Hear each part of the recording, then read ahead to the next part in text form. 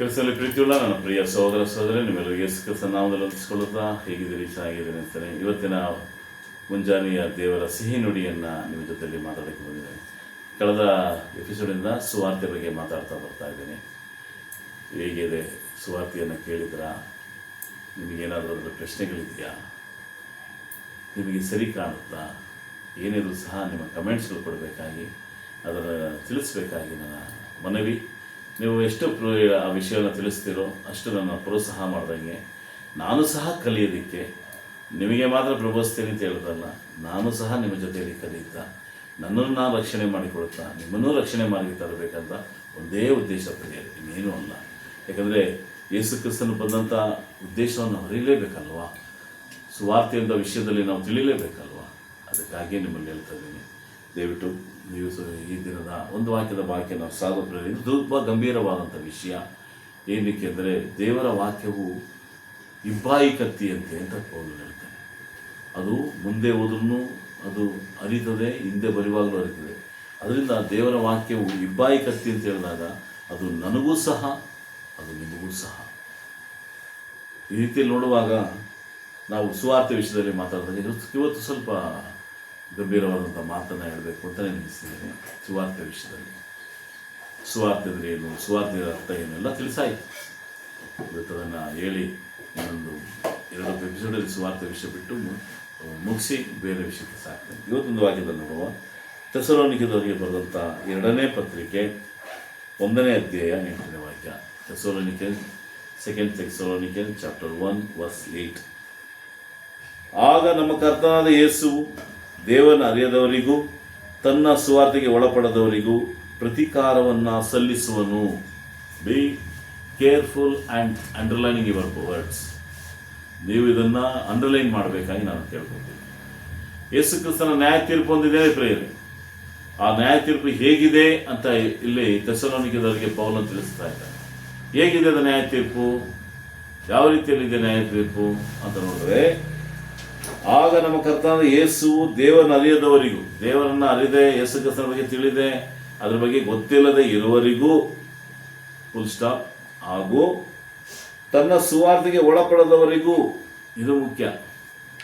ನಾನು ದೇವರ ಮಗನು, ನಾನು ದೇವರ ಸಭೆಯಲ್ಲಿದ್ದೀನಿ, ನಾನು ದೇವರನ್ನ ಹತ್ತಿದ್ದೀನಿ ಅಂತ ಹೇಳ್ಕೊಂಡು ಮೊಣಕಾಲಲ್ಲಿ ಅದೇ ಹೇಳೋದಲ್ಲ, ಮರಳಲ್ಲಿ ಹೋಗೋದು, ಬೆಟ್ಟಗಳಿಗೆ ಹೋಗೋದು, ಬುಂಡೆಗಳು ಹೊಡಿಸೋದು, ಎಲ್ಲ ಕೆಲಸ ಮಾಡೋರು, ಆ ಗೋಪುರಗಳಿಗೆ ಹೋಗೋದು, ಪ್ರಾರ್ಥನಾ ಗೋಪುರಗಳಿಗೆ ಹೋಗಿ ಅಲ್ಲಿ ಹೋಗಿ ಪ್ರಾರ್ಥನೆ ಮಾಡೋದು, ಅಲ್ಲಿ ಸಂತೆ ರೀತಿಯಲ್ಲಿ ಅಲ್ಲಿ ಗುಂಪಲ್ಲಿ ಪ್ರಾರ್ಥನೆ ಮಾಡಿ ಬರೋದು, ಎಲ್ಲರಿಗೂ ಸಹ ದೇವರ ಮಕ್ಕಳು ಅಂತ ಹೇಳಿಕೊಳ್ಳುವಂಥ ಸಭೆಗಳಿರುವಂಥ ಪ್ರತಿಯೊಬ್ಬರಿಗೂ ಸಹ ಪ್ರತೀಕಾರವನ್ನು ತೀರಿಸ್ತಿದ್ದಾನೆ.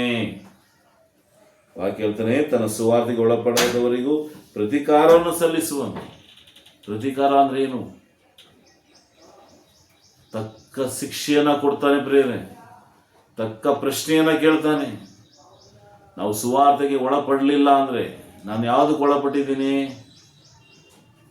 ಯಾರಿಗೆ ಒಳಪಟ್ಟಿದ್ದೀನಿ, ಯಾವ ರೀತಿಯಲ್ಲಿ ಒಳಪಟ್ಟು ಸಭೆಯಲ್ಲಿದ್ದೀನಿ? ಅನೇಕರು ಹೇಳುವಂಥ ಒಳಪಡುವಂಥ ವಿಷಯದಲ್ಲಿ ಗಂಭೀರವಾಗಿ ನೋಡಬೇಕಾಗಿರುತ್ತದೆ. ನಾವು ನೋಡಬೇಕಾದಂಥ ಕಾರ್ಯವನ್ನು ಯೋಚಿಸಬೇಕಾಗಿದೆ, ಅದರ ಸತ್ಯತೆಗಳನ್ನು ತಿಳಿಬೇಕಾಗಿದೆ. ನಾವು ಒಳಪಡಲೇಬೇಕಾದಂಥ ಕಾರ್ಯದಲ್ಲಿ ನಾವಿದ್ದೇವೆ ಪ್ರಿಯ. ನೀವು ಈ ಕಾರ್ಯದಲ್ಲಿ ನೋಡುವಾಗ, ಎಚ್ಚರಿಸುವಾಗ ನಾವು ಗಂಭೀರವಾಗಿ ನೋಡಬೇಕಾಗಿದೆ. ಏನೋ ಸತ್ಯವನ್ನು ಓದ್ಕೊಂಡು ಹೋಗೋದಲ್ಲ, ಸುವಾರ್ತೆಯನ್ನು ಏನೋ ಕೇಳೋದನ್ನಲ್ಲ. ಗಾಸ್ಪಲ್ ಮೀಟಿಂಗ್ ಅಂತ ದೊಡ್ಡ ದೊಡ್ಡ ಬ್ಯಾನರ್ಗಳನ್ನು, ದೊಡ್ಡ ದೊಡ್ಡ ಅಂತ ವಾಲ್ ಪೋಸ್ಟ್ಗಳನ್ನು ಹಾಕಿ ಅಲ್ಲಿ ಇಲ್ಲ ಸಲ್ಲದ ಮಾತುಗಳನ್ನು ಆಡುತ್ತಾ, ಕಾಣಿಕೆ ಎಂಬ ವಿಷಯದಲ್ಲಿ ದುಡ್ಡುಗಳನ್ನು ದೋಚುತ್ತಾ, ದಶಮ ಭಾಗ ಅಂತ ಹೇಳ್ಕೊಂಡು ಸಭೆಗಳಲ್ಲಿ ಎಲ್ಲರ ಹತ್ರ ದುಡ್ಡುಗಳನ್ನು ದೋಚುತ್ತಾ, ಕಾರ್ಯಕ್ರಮಗಳನ್ನು ಆಚಿಸ್ತೀವಿ ಅಂತೇಳಿ ದುಡ್ಡುಗಳನ್ನು ದೋಚುತ್ತಾ, ಭಕ್ತರತ್ತ ಎಲ್ಲರೂ ಅಂಧ ಭಕ್ತರಾಗಿರುವಂಥ ಸಂದರ್ಭದಲ್ಲಿ ಅನೇಕ ಕಾರ್ಯಕ್ರಮಗಳನ್ನು ನೋಡ್ತಿದ್ರೆ ಕ್ರಿಸ್ತಲ್ಲಿ ಪ್ರೇರಣೆಯಿಂದ ತುಂಬ ವೇದನೆ ಉಂಟಾಗುತ್ತೆ. ಮ್ಯೂಸಿಕಲ್ ಪ್ರೋಗ್ರಾಮ್ ಅಂತ ಒಂದು ಮಾಡಿದ್ದಾರೆ. ಏನಿದೆ ಅಂದರೆ ಹೆಚ್ಚು ಕಮ್ಮಿ 2 ಗಂಟೆ 3 ಗಂಟೆಗಳ ಕಾರ್ಯಕ್ರಮ. ಅಲ್ಲಿ ಏನೂ ಇಲ್ಲ, ಹಾಡು ಕುಣಿತ ಇವೇ. ಎಲ್ಲೆಲ್ಲಿದ್ದಾರೆ ದೇವರ ವಾಕ್ಯ? ಲಕ್ಷಾಂತರ ರೂಪಾಯಿ ಖರ್ಚುಗಳನ್ನು ಮಾಡ್ತಾ, ಲೈಟಿಂಗ್ಸ್ಗಳೆಲ್ಲ ಹಾಕ್ತಾ, ಬಣ್ಣ ಬಣ್ಣದ ವಸ್ತ್ರಗಳನ್ನು ಧರಿಸ್ತಾರೆ. ಇವತ್ತು ಪಾಸ್ಟರ್ಗಳು ಹೇಗಿದ್ದಾರೆ ಅಂದರೆ ತಮ್ಮ ಉಡುಗೆ ತಡಿಗೆಗಳಲ್ಲೇ ತೋರಿಸ್ಕೊತಾರೆ. ಆ ಉಡುಗೆಗಳೇ ಅವ್ರು ಹಾಕುವಂಥ ಉಡುಪುಗಳು ಲಕ್ಷಾಂತರ ಬೆಲೆ ಬಾಳೋದು. ಅವರ ಮಡತಿಯರು ಅಂದರೆ ಪಾಸ್ಟರ್ಸ್, ಅವರ ಮಡತಿಯರು ಪಾಸ್ಟರ್ ಅಮ್ಮ ಅಂತ ಹೇಳಿಕೊಂಡು ಅವ್ರು ಹಾಕುವಂಥ ಸ್ಯಾರಿಗಳು, ಇವಾಗ ಬಿಡಿ, ಅವ್ರು ಬಿಡಿ. ದೇವಭಕ್ತರಾಗಿರೋದ ನಾವು ಅಂಧಭಕ್ತರಾಗಿದ್ದೀವ, ಬೈಂಡ್ ಬಿಲೀವರ್ಸ್ ಆಗಿದ್ದೀವ. ದೇವ್ರು ನೋಡ್ತಾನೆ ಪ್ರಿಯರೇ. ಒಂದು ದಿನ ಇದೆ, ಅದು ಯಾವತ್ತು ಅಂದರೆ ಥೆಸಲೋನಿಕ ಸಭೆಯವ್ರಿಗೆ ಹೇಳ್ತಾನೆ 2ನೇ ಪತ್ರಿಕೆಯಲ್ಲಿ, ದೇವರನ್ನ ಅರಿಯದವರಿಗೂ, ದೇವರನ್ನ ಅರಿಯದೇ ಇಲ್ಲ, ಯೇಸು ಕ್ರಿಸ್ತನ ಅರಿಯದೇ ಇಲ್ಲ ಅದವರಿಗೆ ಬಿಟ್ಬಿಡಿ, ಅವರಿಗೆ ತನ್ನ ಸುವಾರ್ತೆಗೆ ಒಳಪಡದವರಿಗೂ. ಯಾರೆಲ್ಲ ಸುವಾರ್ತೆಗೆ ಒಳಪಟ್ಟಿಲ್ವೋ ಎಲ್ಲರಿಗೂ ಸಹ ಪ್ರಿಯರೇ, ನಾವು ಸುವಾರ್ತೆಗೆ ಒಳಪಟ್ಟಿದ್ದೀವಾ? ಇಲ್ಲ ಈ ಬೇರೆ ಯಾವುದೋ ಒಂದು ಕಾರ್ಯಕ್ಕೋಸ್ಕರ ನಾವು ದೇವರ ಮಗಳು ದೇವರ ಮಗ ತಿಳ್ಕೊಂಡಿದ್ದೀನ? ಯಾವ ಒಂದು ಒಳಪಟ್ಟು ನಾನು ಸಭೆಗಳು ಹೋಗ್ತೀನಿ. ವಾರದ ಮೊದಲಿನಿಂದಲ್ಲಿ ಸಭೆಗೆ ನಾನು ಭಾನುವಾರ ಮೊದಲನೇ ದಿನದಲ್ಲಿ ನಾನು ಆರಾಧನೆಗೆ ಹೋದಾಗ ಯಾರನ್ನ ವರ್ಷಿಪ್ ಮಾಡೋಕ್ಕೋಸ್ಕರ ಹೋಗ್ತಿದ್ದೇನೆ? ಸುವಾರ್ತೆಗೆ ಒಳಪಟ್ಟು ಹೋಗ್ತಿದ್ದೀನ? ಇಲ್ಲ ಅಲ್ಲಿ ಆಡಂಬರಗಳಿಗೂ, ಅಲ್ಲಿ ಕುಣಿತಗಳಿಗೂ, ಅಲ್ಲಿ ಕಿರ್ಚಾಡೋದಕ್ಕೂ, ಮನುಷ್ಯನ ಹಿತವಚನಗಳನ್ನು ಪ್ರಬೋಧಿಸುವಂಥ ರೀತಿಯಲ್ಲಿ ಹಿತವಚನಗಳು ಹೇಳುವಂಥ ಸ್ಥಳಕ್ಕೂ, ಸುವಾರ್ತೆಯೇ ಇಲ್ಲದೇ ಇರುವಂಥ ಸಭೆಗಳಿಗೂ ಯೇಸು ಕ್ರಿಸ್ತ ಪ್ರತಿಕಾರ ತಿಳಿಸ್ತಾರೆ. ವಾಕ್ಯ ಹೇಳ್ತದೆ, ತನ್ನ ಸುವಾರ್ತೆಗೆ ಒಳಪಡದವರಿಗೂ ಪ್ರತಿಕಾರವನ್ನು ಪ್ರತಿಕಾರ ಸಲ್ಲಿಸ್ತಾನೆ.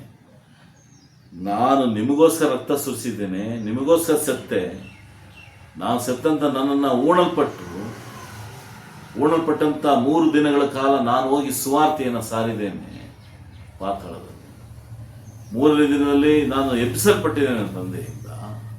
ಆದರೆ ಇದನ್ನು ಬಿಟ್ಟು ಆಡಂಬರ, ಲೋಕದ ರೀತಿಯಲ್ಲಿ, ಅನ್ಯರ ರೀತಿಯಲ್ಲಿ ಅನೇಕರ ನೃತ್ಯಗಳು, ಡ್ಯಾನ್ಸ್ ಪ್ರೋಗ್ರಾಮ್ಸ್, ಕಲಾಚಾರಗಳು.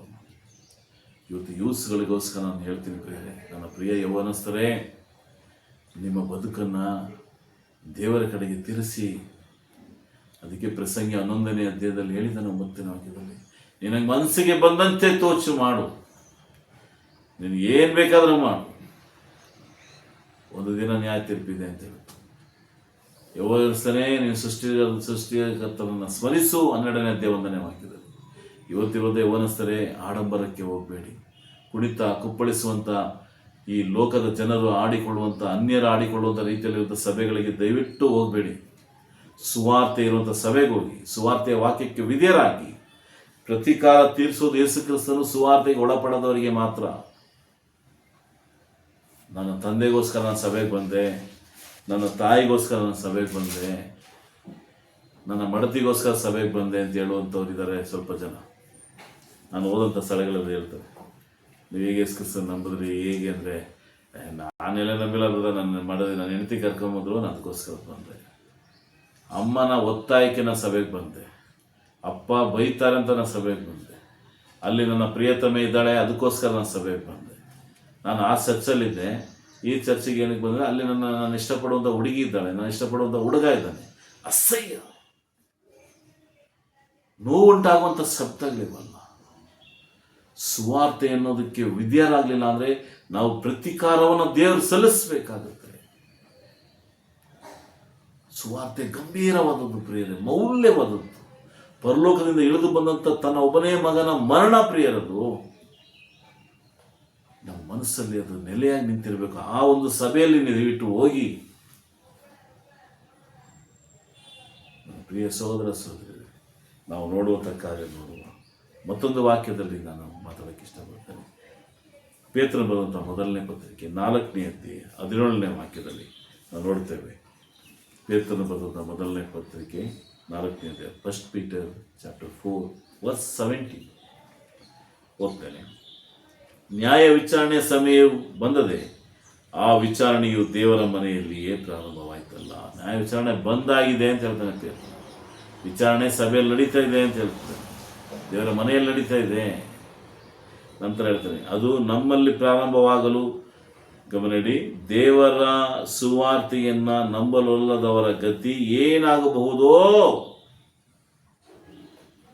ಪೇತ್ರ ಹೇಳ್ತಾನೆ, ನ್ಯಾಯ ವಿಚಾರಣೆ ಸಮಯ ಬಂದಾಯಿತು, ಸಭೆಯಲ್ಲಿ ನ್ಯಾಯ ವಿಚಾರಣೆ ನಡೀತೈತೆ. ನೀವೇನೋ ತಿಳ್ಕೊಬಿಡಿ, ಯೇಸು ಕ್ರಿಸ್ತನ ಬಂದು ನ್ಯಾಯ ವಿಚಾರಣೆ ಮಾಡುವಂಥದ್ದು ಒಂದಿದೆ, ಇಲ್ಲ ಅಂತಲ್ಲ. ನ್ಯಾಯ ವಿಚಾರಣೆ already is started in the church. Is the father of house. ದೇವರ ಮನೆಯಲ್ಲಿ ಪ್ರಾರಂಭ ಆಗಿದೆ. ಅನಂತರ ಇನ್ನೊಂದು ಮಾತಿದೆಯಲ್ಲ, ಅದನ್ನು ಹೇಳಕ್ಕೆ ಇಷ್ಟಪಡ್ತೀನಿ. ಅದು ನಮ್ಮಲ್ಲಿ ಪ್ರಾರಂಭವಾಗಲು ದೇವರ ಸುವಾರ್ತೆಯನ್ನು ನಂಬಲೊಲ್ಲದವರ ಗತಿ ಏನಾಗಬಹುದೋ. ಯಾರೆಲ್ಲ ಸುವಾರ್ತೆಯನ್ನು ನಂಬೋದಿಲ್ವೋ ಅವ್ರ ಗತಿ ಏನಾಗುತ್ತೋ ಗೊತ್ತಿಲ್ಲ. ನ್ಯಾಯ ತೀರ್ಪು ತುಂಬ ಗಂಭೀರವಾದಂಥ ನ್ಯಾಯ ತೀರ್ಪು ಯೇಸು ಕ್ರಿಸ್ತನ ಬಂದಾಗ ಆಲ್ರೆಡಿ ಸಭೆಯಲ್ಲಿ ಸ್ಟಾರ್ಟ್ ಆಗಿದೆ. ಆತನ ಗತಿ ಏನಂತ ಹೇಳೋದು, ಸುವಾರ್ತೆಗೆ ನಂಬಲೊಲ್ಲದವನಿಗೆ. ಸುವಾರ್ತೆಯನ್ನು ನಂಬೋದಿಲ್ಲ, ಸುವಾರ್ತೆಗೆ ನಾನು ಕೇಳೋದಿಲ್ಲ, ಸುವಾರ್ತೆಗೆ ವಿಧಾನದ ನಾನು ಹ್ಯಾಪಿಯಾಗಿ ಹೋಗ್ತೀನಿ, ಹ್ಯಾಪಿಯಾಗಿ ಬರ್ತೀನಿ, ಸಂತೋಷವಾಗಿದ್ದೀನಿ ಅಂತ ನೀವೇನೇ ಅಂದರೂ ಸರಿನೇ ಸರಿ ಕರೆಯಿದೆ. ಒಂದೇ ಇದೆ, ಸುವಾರ್ತೆಗೆ ಆತನು ಪ್ರತೀಕಾರವನ್ನು ತೀರಿಸ್ತಾನೆ, ಕೇಳ್ತಾನೆ ಯೇಸು ಕ್ರಿಸ್ತನು. ಮತ್ತು ಸುವಾರ್ತೆಗೆ ಒಳಪಡೋದರ ಗತಿ ಏನಾಗಲಿದ್ದು ಪೇತ್ರನ ಹೇಳ್ತಾನೆ. ಪೌಲನು ಪೇತ್ರನ ಹೇಳೋದು ಎರಡೂ ಮಾತನ್ನು ದಯವಿಟ್ಟು ಗಂಭೀರವಾಗಿ ತೆಗೆದುಕೊಂಡು, ನಿಮ್ಮ ಸಭೆಯಲ್ಲಿ ಸುವಾರ್ತೆ ಇದೆಯಾ, ನೀವು ಸುವಾರ್ತೆಗೆ ವಿಧೇಯರಾಗಿದ್ದೀರಾ, ಸುವಾರ್ತೆ ಎಂಬ ಅರ್ಥ ತಿಳಿದಿದ್ದೀರಾ ಅಂತ ನೆನೆಸುತ್ತಾ ಈ ಸಮಯ ಕೊಟ್ಟಲ್ಲ ದೇವರಿಗೆ ವಂದನೆ ತಿಳಿಸ್ಕೊಳ್ತಾ ಮುಂದಿನ ಎಪಿಸೋಡಲ್ಲಿ ಬರ್ತಾನೆ. ಧನ್ಯವಾದಗಳು.